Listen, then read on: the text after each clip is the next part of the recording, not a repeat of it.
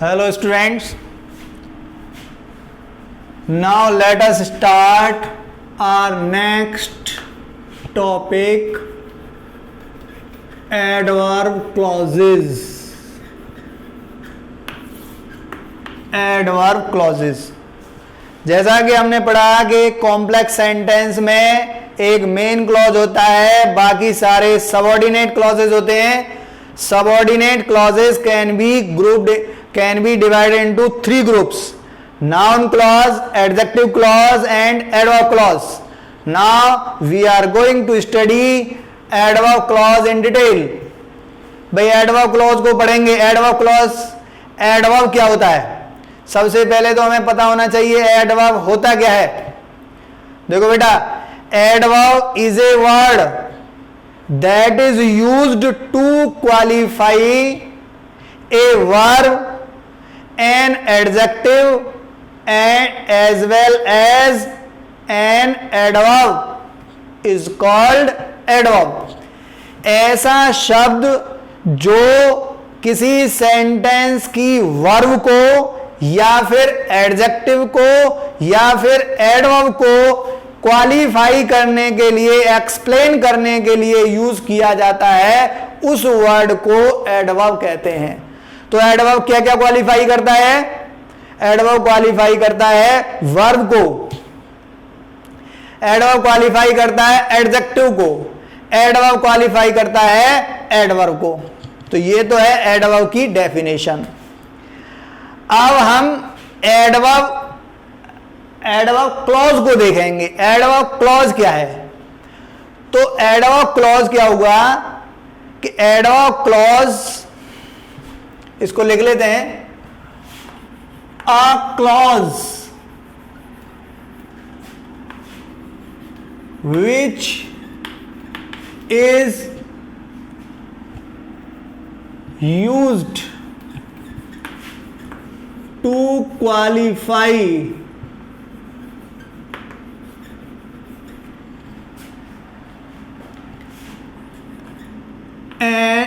a verb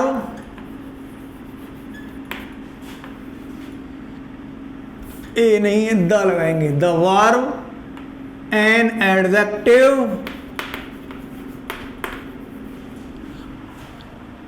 और an adverb of the main clause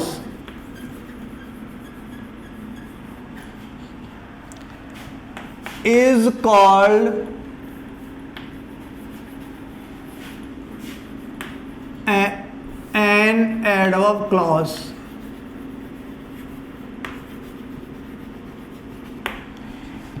यानी ऐसे सबऑर्डिनेट क्लॉज, ऐसा सबऑर्डिनेट क्लॉज जिसका प्रयोग मेन क्लॉज के वर्ब को, किसी एडजेक्टिव को या फिर किसी एडवर्ब को क्वालिफाई करने के लिए, एक्सप्लेन करने के लिए यूज किया जाता है, उसे एडवर्ब क्लॉज कहा जाता है. अब हमें पता होना चाहिए कि एडवर्ब क्लॉज को पहचानेंगे कैसे. देखो, एडवर्ब क्लॉज टाइम को एक्सप्लेन करता है, प्लेस को एक्सप्लेन करता है, रीजन को एक्सप्लेन करता है, result, contrast, purpose, comparison, condition, manner. इनको एक्सप्लेन करने के लिए जो है एडवर्ब का यूज किया जाता है. टाइम एक्सप्लेन करता है, यानी कि जो टाइम बताने वाले वर्ड होते हैं वो एडवर्ब होते हैं. एक क्लॉज अगर टाइम बता रहा है तो वो एडवर्ब क्लॉज हुआ. ऐसे ही कोई प्लेस बताने वाला शब्द है वो एडवर्ब है. अगर एक क्लॉज पूरा मिलकर प्लेस को एक्सप्लेन कर रहा है तो वो जो है एक एडवर्ब क्लॉज है. इस तरीके से ये सारे हैं, हम एक एक को करके पढ़ेंगे. अब देखो ये टाइम क्लॉज क्या होगा. अब एडवर्ब क्लॉज ये सारे तरह के क्लॉज में डिवाइड हो गया। Time clause, place clause, reason clause, result clause, contrast clause, purpose clause, comparison clause, condition clause और manner clause.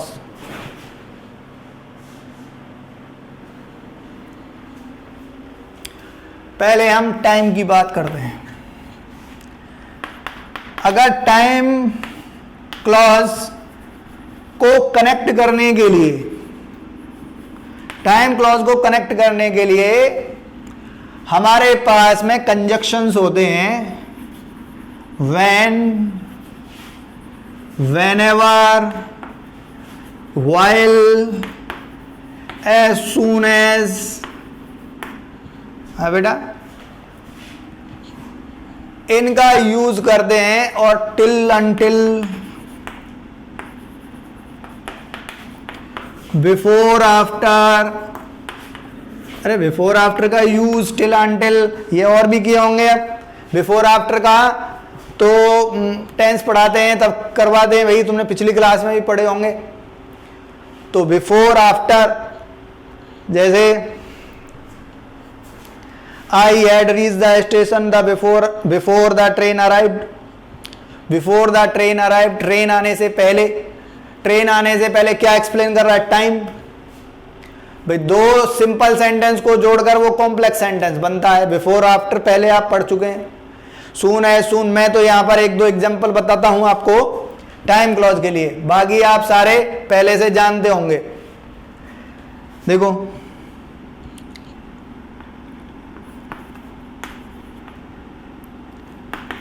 I will stay here. He arrives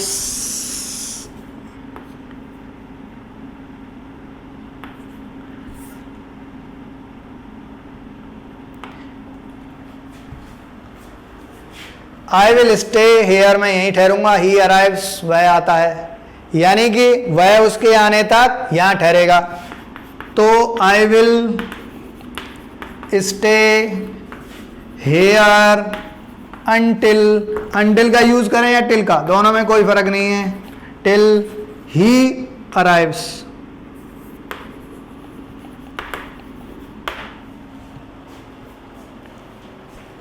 देखो और भी एग्जाम्पल करते हैं।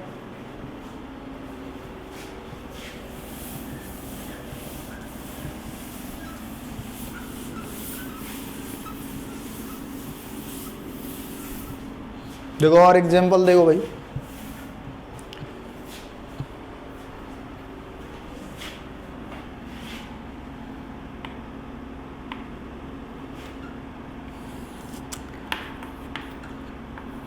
I opened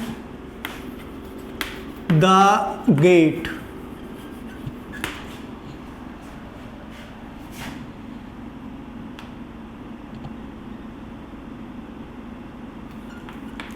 I saw a stranger. मैंने एक अजनबी को देखा। मैंने एक अजनबी को कब देखा? जब मैंने गेट खोला। तो मैंने गेट खोला, ये जो सेंटेंस है ये टाइम को एक्सप्लेन कर रहा है, इस घटना के टाइम को एक्सप्लेन कर रहा है, इसलिए इसे when I open the gate I saw a stranger। इसे ऐसे भी बनाया जा सकता है, I saw a stranger when I opened the gate। और बेटा एक और एग्जाम्पल कर लेते हैं।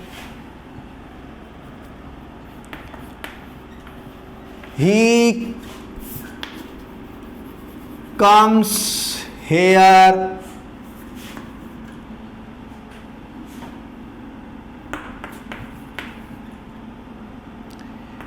he visits me every time। वो यहां आता है यानी आता रहता होगा। he visits me every time, वो हर समय वो हर बार मुझसे मिलता है। तो इसे देखो एवरी टाइम कब ही कम्स हियर, तो ये जो है टाइम को एक्सप्लेन कर रहा है कि when ever he comes here he visits me, he visits me whenever he comes here.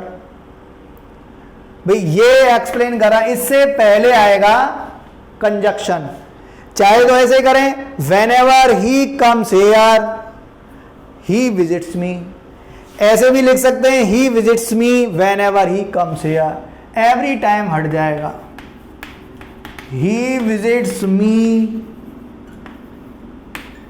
When ever he comes here. इस तरीके से ये भाई टाइम क्लॉज हमने पढ़ लिया। अब प्लेस क्लॉज को पढ़ेंगे।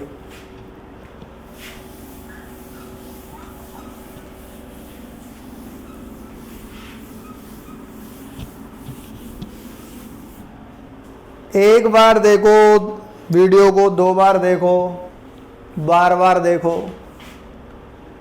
अब ये नहीं कहेंगे 1000 बार देखो। लेकिन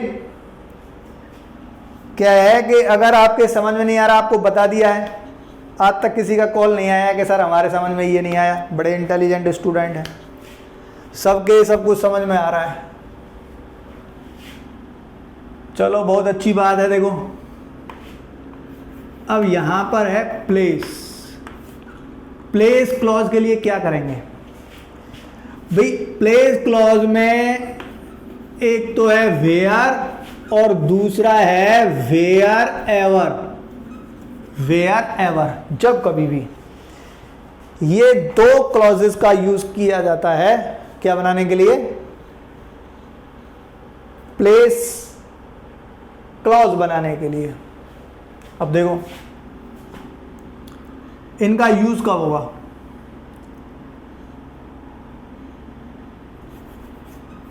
जैसे है mister Modi went place to place,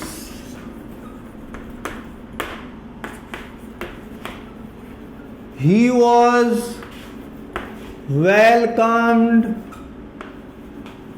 everywhere,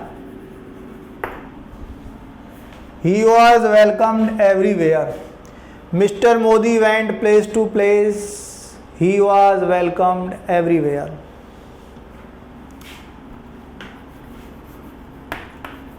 mister Modi went, देखो एवरीवेयर यानी जगह जगह पर, तो जगह जगह पर के लिए क्या लगाएंगे हम? Where ever.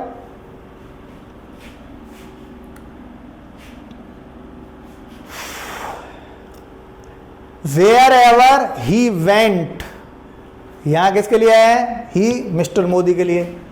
तो mister Modi was welcomed wherever he went. एक सेंटेंस बन गया, वेयर एवर ही वेंट। ऐसे भी कर सकते हैं, wherever Modi went, place to place हटेगा, उसकी जगह क्या आ जाएगा?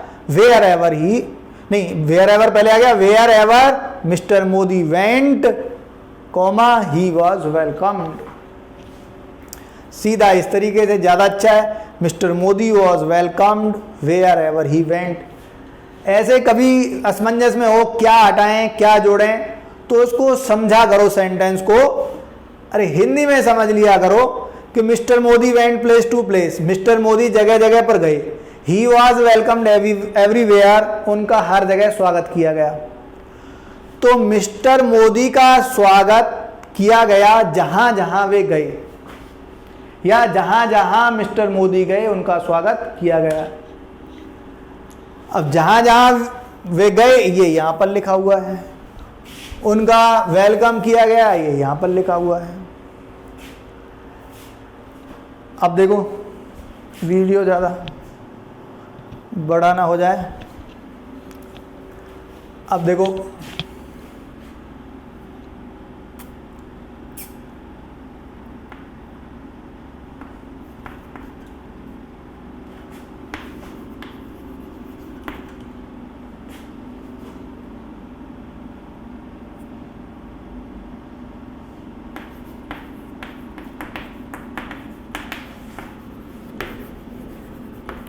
I went to visit the place,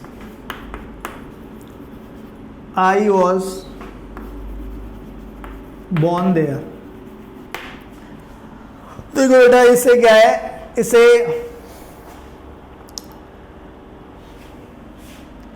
I went to visit the place I was born there. यहां देयर आया, देयर की जगह क्या जाएगा, वेयर। लेकिन यहां से इसको हटाना पड़ेगा, प्लेस को। अगर प्लेस लगाए रखा और आपने वेयर जोड़ दिया इसके बाद तो ये एडजेक्टिव क्लॉज बन जाएगा।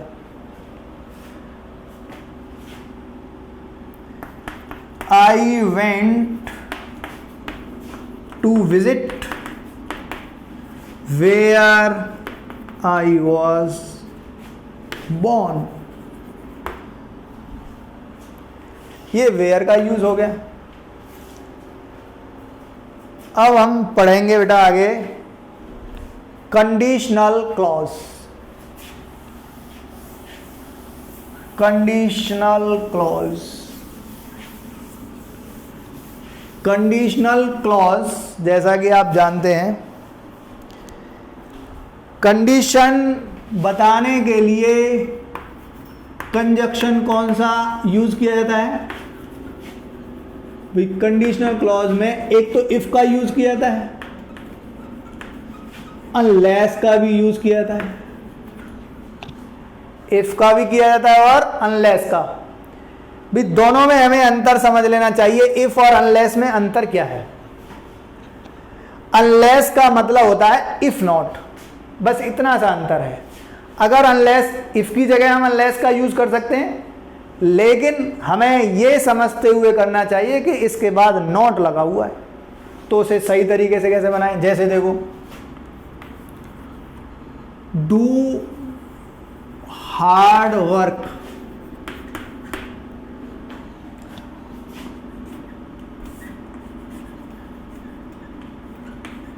You will get success. कठिन परिश्रम करो तुम्हें सफलता मिल जाएगी। यहां पर अगर हम देखो, इसमें सब्जेक्ट नहीं है, लेकिन जब ये इंपरेटिव सेंटेंस होते हैं, इंपरेटिव सेंटेंस में सब्जेक्ट नहीं यूज नहीं किया जाता, लेकिन उसमें सब्जेक्ट होता है यू। अब यहां कंडीशनल क्लॉज में इसका यूज करेंगे। If you do hard work, you will get success। Positive था, पॉजिटिव बना दिया कि अगर तुम कठिन परिश्रम करते हो तो तुम्हें सफलता मिल जाएगी। अगर हम इफ की जगह अनलेस का यूज इसी में करते हैं, है भाई, अनलेस का यूज करते हैं, अनलेस करते ही ये नेगेटिव होगा, तो हमें इसे भी नेगेटिव बनाना पड़ेगा। हमने यहां तो अनलेस का यूज कर दिया, unless you do hard work. देखो, unless you do hard work, जब तक तुम कठिन परिश्रम नहीं करते हो तो you will not get success, तब तक तुम्हें सफलता नहीं मिलेगी। ये ध्यान रखेंगे। अगर इफ है, दोनों पॉजिटिव हैं, इफ का यूज करो, दोनों नेगेटिव हैं, तो भी हम इफ का यूज कर सकते हैं। लेकिन अनलेस के यूज में ध्यान रखेंगे, अगर, क्योंकि हमने यहां इफ के साथ नॉट लगाकर अनलेस कर दिया है,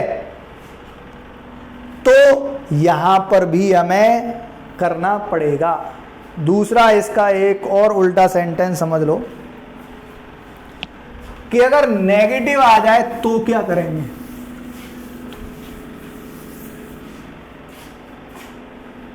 जैसे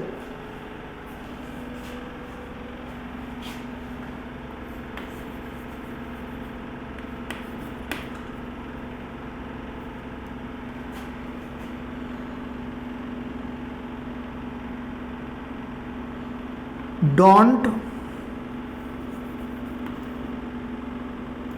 run fast, you will fall down.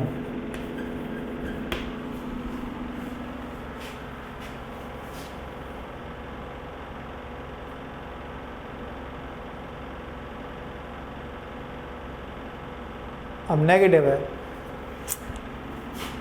यहां पर भी देखो, इसका होगा if you run fast you will fall down, unless you run fast you will not fall down. If you run fast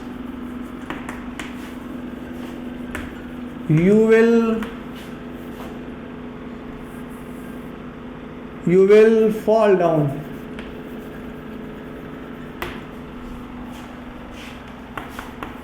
if you don't run, नहीं अब तो हम इसका यूज कर रहे हैं, इसका नेगेटिव का, अनलेस का, तो अनलेस यू रन फास्ट, इसका मतलब है जब तक तुम तेज नहीं दौड़ोगे तो यू विल फॉल डाउन या you will not fall down, तब आएगा you will not fall down.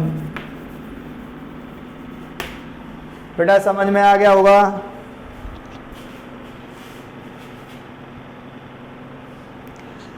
अब इससे आगे हम नेक्स्ट क्लास में पढ़ेंगे।